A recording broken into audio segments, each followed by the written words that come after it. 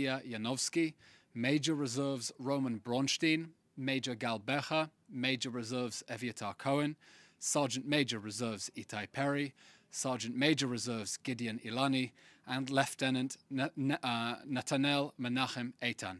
Our thoughts and prayers are with their families, and may their memories be a blessing. The number of hostages still being held by Hamas in Gaza remains 137. That's in addition to the 4 hostages predating the October 7th massacre.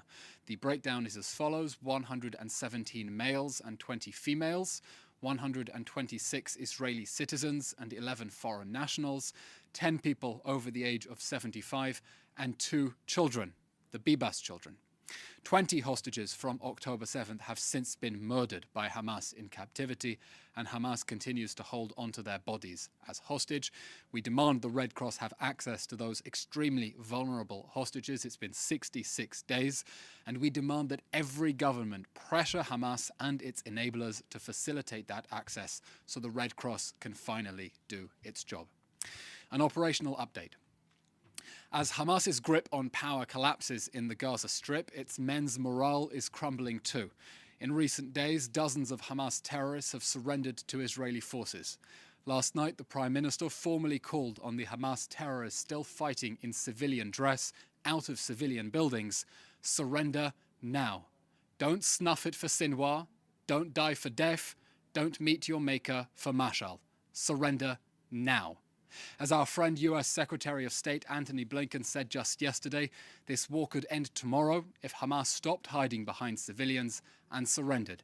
This war could end now if Hamas surrenders, hands over its war criminals to face justice, and releases all of the hostages.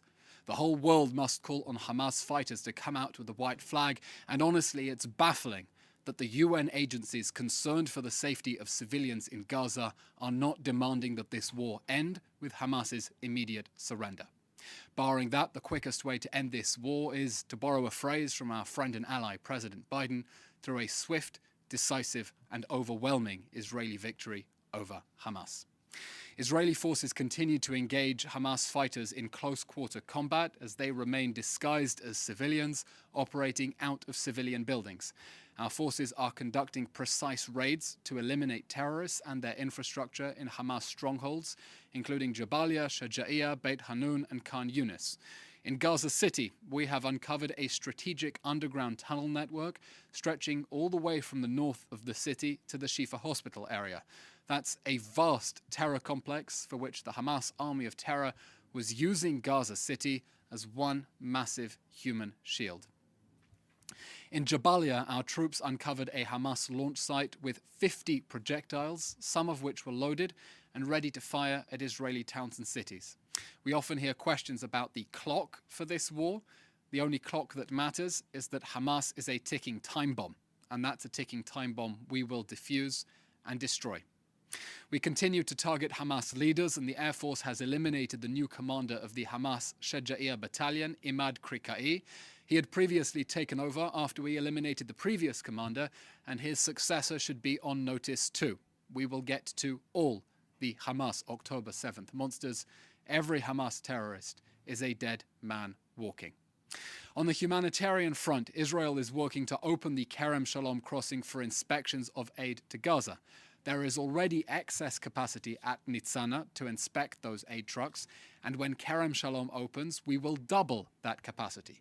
There are no restrictions on the Israeli side for humanitarian necessities such as food, water and medication to enter Gaza, and there is no hold-up on the Israeli side. On the contrary, there is excess capacity. The problem is the bottleneck at the Rafah crossing, and the problem is that international agencies are not keeping pace and delivering aid at the same pace that Israel is able to inspect it. The bottleneck is on the part of the international agencies that have not yet condemned Hamas's theft of aid or its abuse of the humanitarian zone to fire rockets. The UN needs to do better, the aid is there, and they need to distribute it. An important update from the northern border, where Hezbollah is escalating its aggression. On Saturday night, Hezbollah launched a barrage of rockets at Israeli territory, including from a launch site 20 meters away from a United Nations compound in southern Lebanon. In doing so, Hezbollah is systematically endangering the lives of UNIFIL soldiers and violating the toothless Security Council Resolution 1701, which was supposed to keep Hezbollah north of the Litani River. This grave incident is an important reminder of why the only way the war in Gaza can end is with the destruction of Hamas. Israel simply cannot accept an end to the fighting that leaves a terrorist army in control of neighboring territory, even one with an international force nominally mandating its enforcement. Yesterday, IDF Chief of Staff Herzi Halevi made clear the situation on the northern border must end with a very clear change, so that our 250,000 internally displaced persons, evacuees north and south, can return to their homes safely. Israel is responding to Hezbollah aggression by striking the sources of fire, including with artillery, tanks, mortar shells, helicopters and fighter jets. We are also intercepting launches from Lebanon. We will respond firmly to any continued aggression, and we repeat that Israel is not interested in a two-front war, but if Hezbollah decides to drag Israel into a full-scale war, the consequences will be severe for Hezbollah and for the state of Lebanon. Finally, regarding the day after Hamas, yesterday the government of Israel approved a framework for the strategic multi-year plan to rehabilitate and develop the parts of southern Israel devastated by the October 7th massacre. The plan provides for an infrastructure and broad budgetary framework for 5 years, 2024 to 2028, of up to 18 billion shekels. But for the communities destroyed on October 7th to rise back out of the ashes, the Hamas terror regime can no longer be their neighbor.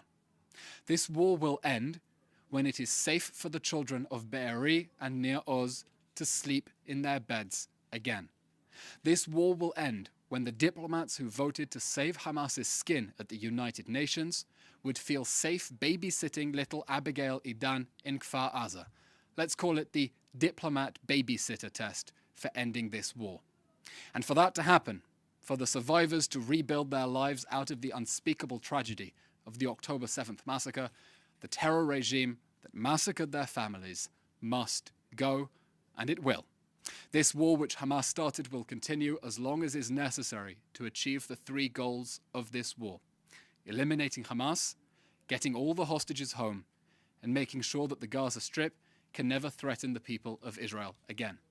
It is unfortunate that the UN Secretary General is doubling down on his pledge to keep the Hamas terror regime on life support. I don't think any UN Secretary General in history has gone so far to secure the survival of a terrorist organization. And we, of course, welcome the remarks by the British Defense Secretary Grant Shapps this morning that the world must prepare and work internationally for the future, for the day after Hamas, for the day when there will be security for Israelis and opportunities for Palestinians who realize that terrorism has brought them nothing but misery, and they need to live alongside Israel instead of seeking to destroy it. That's the end of today's update. As always, we'll take your questions now. A reminder, as always, if you have questions, please try to submit them in advance so we can get you the best answers possible. Now, please type your questions in the chat. If you can state your name and news agency, please, and we'll go through those questions now. Thank you. David Isaac from JNS. Regarding the Red Cross, is Israel satisfied with the efforts of the organizations, or does the Israeli government feel that the ICRC should be doing more to gain access and help the hostages? The Red Cross has not yet visited the hostages, and that is evidence enough that not enough has been done to secure access to the Red Cross. The Prime Minister has spoken with the President of the International Committee of the Red Cross and asked her to intercede to get Qatar to use its leverage over Hamas to secure the access to those hostages. We're talking about extremely vulnerable people, 2 babies. We're talking about elderly people abducted without their medication, some people abducted with life-threatening injuries, and the stories that we're hearing from hostages who have survived the Hamas terror dungeons are appalling. We know that we have not a minute to spare in order to save the lives of the remaining hostages, and we're demanding that the Red Cross do more. There is much more that it can be doing, as, by the way, within its messaging and social media, it continues to run operations that support the Hamas narrative of this war, instead of fighting for the return of those hostages. There is more that can be done. There is more that must be done by the Red Cross and by all governments in the world until the Red Cross is able to see those hostages on the way to their immediate, safe and unconditional return home to their families. Question from Jim Williams, Zenger International News Service, Washington, D.C. Could you please update us on the humanitarian help being provided to approximately 250,000 displaced Israeli citizens? I have reported on the amazing support they are getting from their fellow Israelis, but if you could provide some more information on the government efforts, it would be much appreciated. Thank you. Very important question, shining a spotlight on the 250,000 evacuees we have inside Israel, some from areas under mandatory evacuation orders, including the whole town of Kiryat Shmona. We are fighting this war so that it is safe for them to return to their homes and they can sleep without fearing that a terrorist army is going to invade over our border and massacre them or abduct them in their sleep. Now, those evacuees from the areas of mandatory evacuation have been put up in hotels and guest houses around the country at the expense of the government, of the taxpayer. We want to get them home as quickly as we can, but if you have specific questions about the efforts to support those internally displaced persons, we'll check with the Home Front Command and we'll circle back to you. Drop us a message, please. Thank you, that's all. Okay, thank you very much, everyone. Have a good day. Thank you.